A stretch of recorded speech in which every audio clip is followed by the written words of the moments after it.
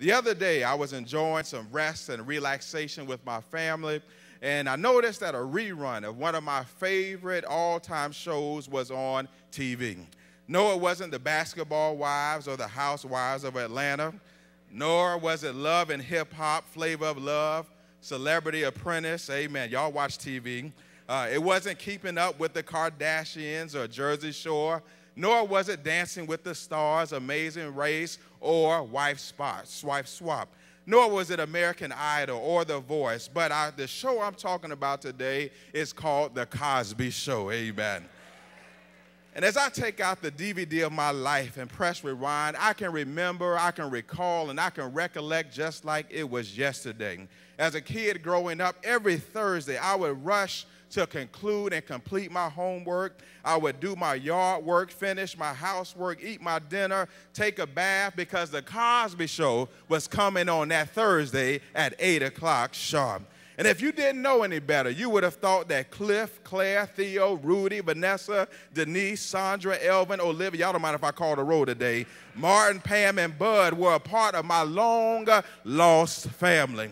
And although they lived in New York and I lived in Miami, I felt like they were my play cousins or my siblings from another mother. And like so many of you all, I grew up with them. I watched them. I cried with them. I laughed with them. I learned from them and felt really connected to them. Somebody say, preacher, you're not by yourself. And like so many around the country, I looked up to the Cosby family because they represented to me what so many of us desire and aspire to have for our personal lives, but also for our families. And I don't care where you were, if you were young, old, male, female, black, white, educated or uneducated, you could identify with the Cosbys on a human level. Now, there are three things I loved about The Cosby Show that really spoke to my heart. The first is that they had enough diversity in their cast that you could identify with them on a human level. The second thing I loved about The Cosby Show is that they use humor, they use laughter, and they use drama to teach us lessons for living and principles for practice. But the third thing I loved about The Cosby Show is that although they achieved, they attained, and accomplished much, it did not exempt them or exonerate them from the problems, the pain, and the pressures of life. And I want to park right there to say that I believe if there's one thing that I've discovered and discerned in life is that no matter how much money you have in the bank, it does not exempt you from problems.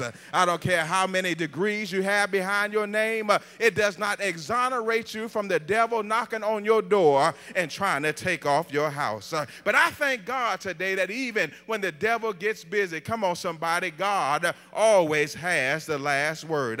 For I heard Jesus declare, he said, in this life you shall have trouble. But he says to be of good cheer, for I've already overcome the world. And I don't know about y'all, but that shouts me today because it lets me know that no matter what we go through in life, that God has our front, that God has our back, that God has our top, and that God has our bottom. Somebody ought to give God praise right there.